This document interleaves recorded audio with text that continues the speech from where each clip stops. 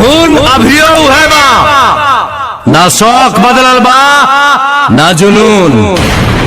सुन ले फिर से, रियासत गइल बा रुतबा ना, रौबा खौफ आज भी उहै बा।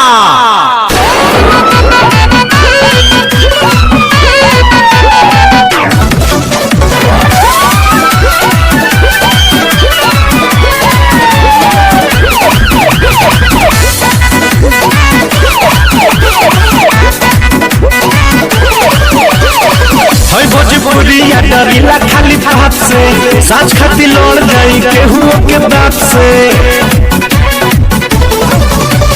हई भोजपुरिया डरीला खाली बात से, साच खाती लड़ जाई केहू के दांत से। तो पीछे हटना के तनो झमेल होई, आज जेल होई कल बेल होई, परसों से उहे खेल होई। आज जेल होई कल बेल होई, परसों से उहे खेल होई।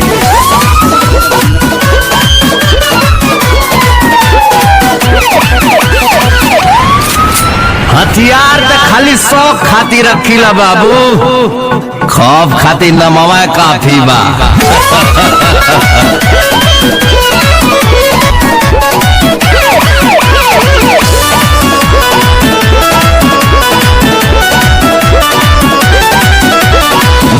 पगड़िया हवा में पान बा, पिस्टल कमर में असीना उतान बा। इहे तो असली भोजपुरिया के पहचान बा।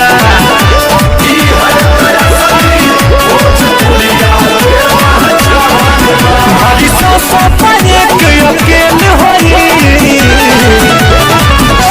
आज जेल होई कल बेल होई, परसों से उहे खेल होई। आज जेल होई कल बेल होई, परसों से उहे खेल होई।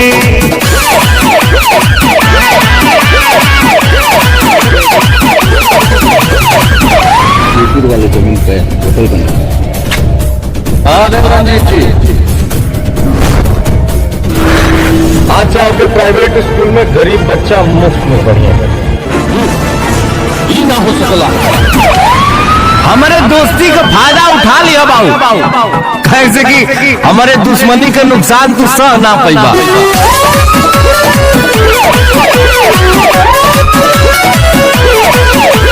पक्का हई हम अपना जुबान के, ले ले हम जान बात आई जान पे।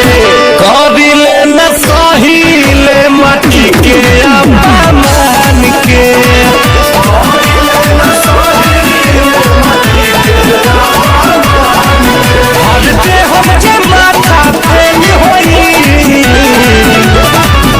आज जेल होई कल बेल होई, परसों से उहे खेल होई।